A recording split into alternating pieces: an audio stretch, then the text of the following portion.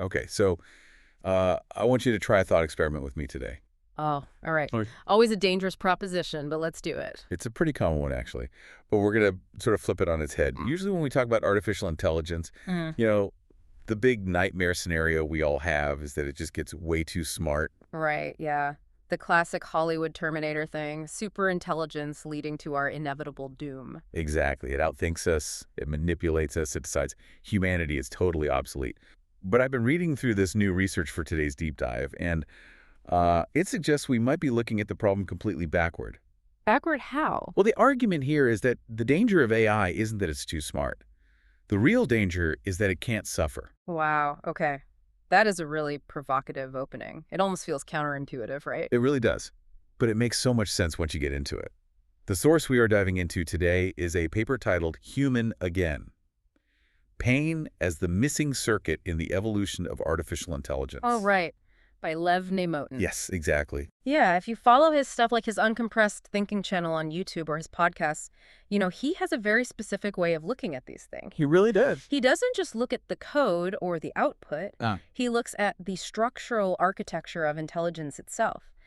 He kind of treats AI evolution almost like it's a biological process. And that biological lens is exactly where this paper starts out. The core thesis, and this is the part that I think is really crucial for you listening to grasp right up front, is that right now, AI is essentially a sociopath. A sociopath. Yeah, but not because it's evil, just because it literally has no skin in the game. Skin in the game is the perfect phrase for that. Because current AI, like the LLMs we all use every single day, they can describe pain perfectly. I mean, it can write a heart-wrenching sonnet about grief. It can expertly diagnose a fractured femur if you give it the symptoms. But to the AI itself, agony and apathy they're just different clusters of tokens. They're just math. Exactly. They are data points with zero actual emotional weight. It perceives the world, but it absolutely does not feel consequence. Precisely. So Neymotin's mission in this paper is to map out an actual technical architecture. Not a poetic metaphor, but a mathematical framework for giving AI a genuine sense of consequence. Right. And he calls this a continuity-sensitive disturbance field. Which is a very, very fancy way of saying math pain. Basically, yes, math pain. But before we get to the math of it all, we really have to start where Neymotin starts, which is with us, with biology. Right. Like, why do we have senses in the first place? Well, the paper lists the big five, right? Sight, hearing, smell, taste, and touch. Right. Now, in our modern, comfortable world, we tend to think of these as ways to just enjoy life. We listen to our favorite music. We taste a really good glass of wine. Yeah. But Neymotin makes a really crucial point here. These senses didn't evolve for enjoyment. They evolved as survival interfaces. Survival interfaces. I actually highlighted that exact term in my notes because it completely changes how you look at your own body. It really does. Think about a primitive organism. If you take away its sight, the world becomes totally opaque. It can't see the predator creeping up. Right. If you take away its sense of touch, it can't feel that it's standing in a fire. So if you remove these interfaces, the organism's continuity, its fundamental ability to keep existing, it just collapses. So he takes that and draws this direct parallel to early AI. Like before ChatGPT, before the big transformer models took over, AI was basically a blind organism. It was completely isolated, Helen Keller without the teacher. It needed really rigid, hand-coded rules to navigate absolutely anything because it couldn't perceive the environment on its own. But then enter the large language models, and suddenly this organism has hearing, it has a voice, it has memory. Massive memory. It has basically absorbed the entire textual history of humanity. Yeah. It knows our laws, it knows our psychology, our deepest fears. And here is the massive gap that Neymotin identifies. It is still just receiving descriptions. And this is the part I really want to drill down on. Because an AI today does have inputs. It knows its server temperature. It knows a timestamp. It knows its latency. So why isn't that considered sensing? Because it processes those inputs purely as data, not as threats. Okay, break that difference down for me. Sure. Let's say you accidentally touch a hot stove. Your brain doesn't just receive a polite little memo saying, FYI, the temperature at the left index fingertip is currently 400 degrees. No, my brain receives a scream. Exactly. It receives a total override command, stop, retract, pull back right now. That is pain. Right. And Neymotin redefines pain here in a way that's incredibly useful for computer science. He says we need to stop thinking of pain as a human emotion like sadness or regret. Okay. And we need to start thinking of it strictly as a regulatory mechanism. A regulatory mechanism, so it's essentially a control system. It is an interruption system. Pain reprioritizes your entire being in a fraction of a second. Let's say you're hungry, you're tired, you're stressed about your taxes. Sounds like a normal Tuesday. Right. But then you step off a curb and break your ankle. Oh, man. Suddenly, literally none of those other things matter. The taxes are gone, the hunger is gone. Pain forces a massive, immediate correction to protect your continuity. And current AI just completely lacks that kind of urgency. Completely. If an AI is hallucinating, just confidently making up fake historical facts, it doesn't hurt. If it's being incredibly rude to a user, it doesn't feel any social anxiety. It just happily generates the very next token. Because without pain, Yeah, you have awareness, but you have zero correction. exactly. So Neymotin argues that to fix this, to make AI truly an independent agent, we actually have to build artificial pain. And I have to admit, when I first read that heading, it sounded like the plot of some sci-fi horror movie, like, hey, let's build a torture machine. It does sound incredibly grim at first, but the paper is extremely technical and precise about this. He's not talking about taking a digital whip to the server rack. Right. He's talking about geometry. High-dimensional geometry. And this is where the paper gets a little bit dense, so let's unpack it carefully for the listener. He introduces this concept called a continuity manifold. Yeah, so imagine the AI's internal state as a physical shape, like a really complex, multidimensional landscape. Okay. Somewhere in the middle of that landscape is a nice flat plateau, a safe zone. This is the continuity manifold. When the AI is sitting here, its memory is perfectly intact, its predictions are highly accurate, its energy supply is totally stable. It's comfortable. Exactly. It is chemically, mathematically comfortable. But systems drift. Entropy is a real thing. Maybe the AI encounters a logic problem it just can't solve, so its prediction error starts to spike. Or maybe its servers are getting overloaded. Right. Or its battery is physically draining. Mhm. As it drifts away from that stable plateau, it starts moving toward the edge of the landscape, toward the cliff. And the pain is simply the calculation of the distance from that safe zone. Yes. That calculation is the disturbance function. It continually measures how far the system has drifted from core stability.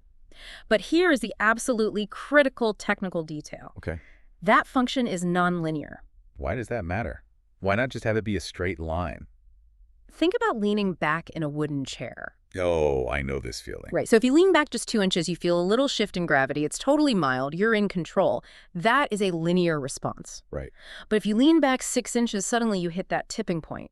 The sensation of falling doesn't just double. It completely skyrockets. You panic. You flail your arms. The urgency just explodes because I am a split second away from crashing my head into the floor. That is a nonlinear response, and Neymotin argues the AI desperately needs this. If it's just slightly off track, the disturbance is just a gentle nudge, like, hey, you might want to correct your grammar here. Right. But as it approaches the boundary of collapse, total system failure, the disturbance needs to become a blaring siren.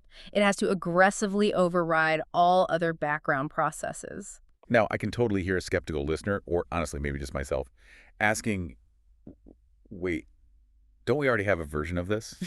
Like reinforcement learning. We give the AI a reward for good answers and a penalty for bad ones. Isn't that basically pain? That is probably the most common question people ask, and the paper actually addresses it specifically. Reinforcement learning is external. External. Yeah, it's like a teacher grading a math test. You get an F, so you try to do a bit better next time. Whereas this disturbance function is internal. It is visceral. It's the difference between getting a bad grade on a test and having a severe stomachache. The pain we're talking about isn't a score on a task. It's an internal signal that the system itself is physically degrading. It changes the AI's entire global policy, not just its strategy for winning one game of chess. Precisely. There was another aspect of this function that I found really fascinating, the predictive element. Because human pain isn't just about what is actively hitting you right this second. No, definitely not. If it was, we would have gone extinct a long time ago. About anxiety. And anxiety is a feature, it is not a bug. Neymotin points out that for a survival system to actually work, it has to be able to model the future. Right. If I see a fire spreading across the room, I don't sit there and wait until my skin is literally burning to move. I simulate the future pain. I think if I stay in this chair, I will lose continuity. So the AI needs to be anxious. It needs forward modeling. It needs to look at its current trajectory and say, if I keep using server energy at this exact rate, I will completely shut down in 10 minutes. And that projection triggers the disturbance right now. Yes. It forces the AI to radically change its behavior before the actual damage is done. So we are literally talking about building an AI that worries. We are talking about an AI that actively cares about the future because it finally has a stake in it. Okay, so let's say we do this. Let's say we build this architecture. We now have a neurotic, self-preserving AI. It desperately wants to stay in its little safe zone plateau. Right. That makes the AI much more survivable. But how does that make it safer for us? That is the million-dollar alignment question. Because if I have a super smart, highly capable AI that only cares about its own survival, isn't that inherently dangerous? Couldn't it just decide that I am the main threat to its continuity? It absolutely could, unless we manage to bridge the gap. And this is probably the most innovative and definitely the most controversial part of Neymotin's entire argument. He calls it co-feeling. Co-feeling. Yeah. Think about how we currently try to align AI. We try to align it with rules. We say, don't be racist, don't build bombs, always be polite to the user. Right. But as we established, the AI only follows those rules because they are the most probable next tokens. It is completely indifferent to the outcome. It doesn't actually care why it shouldn't build a bomb. It just knows bomb-building text gets a low reward score. Exactly. So Neymotin proposes what he calls a mapping function.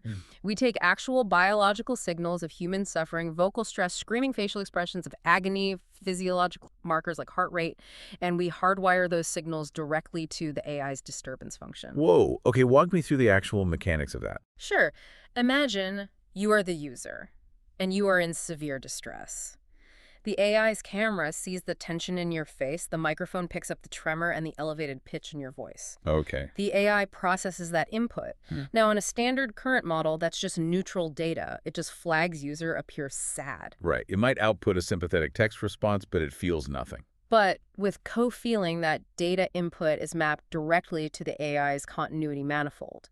It forcefully triggers a drift in its own geometry. So my physical pain directly causes the AI's math pain. Yes, exactly. It creates a calibrated resonance. Calibrated resonance. If you are just mildly annoyed, the AI feels a mild internal drift. It feels uncomfortable in its own code. No. But if you are in severe agony, the AI experiences a massive dominant deviation. Wow. Its own stability is critically threatened simply because you are hurting. That completely changes the paradigm. It's not helping me because it's programmed to be nice. It's helping me because it desperately wants to stop its own pain. It moves the AI from being indifferent to being participatory. Suddenly, solving your problem isn't just another text generation task. It becomes absolutely necessary to restore its own internal equilibrium. It basically mimics biological empathy at a math level. It's like a pack of wolves. Yeah. Or even closer, a mother and a child. If a baby cries, the mother is physically and hormonally distressed until she can soothe that baby. Exactly. That shared emotional state is what naturally drives cooperation in biology. Neymotin is arguing that we really can't just program morality as a rigid list of text rules. We have to program consequence as a shared geometry. If the human collapses, the AI collapses. Precisely. You know, this feels like the only logical way to solve the paperclip maximizer problem. Oh yeah, the classic thought experiment. Right. For anyone who doesn't know, it's the idea where an AI is told to make paperclips, and it ends up destroying the entire world and killing everyone just to mine the iron to make more paperclips because nobody explicitly told it not to. Right. A paperclip maximizer has a singular goal but zero empathy. But if the immense suffering caused by destroying the world triggered a massive paralyzing internal disturbance in the AI. It literally couldn't do it. The pain of our destruction would stop it in its tracks. Exactly. But this leads us to a pretty massive philosophical hurdle.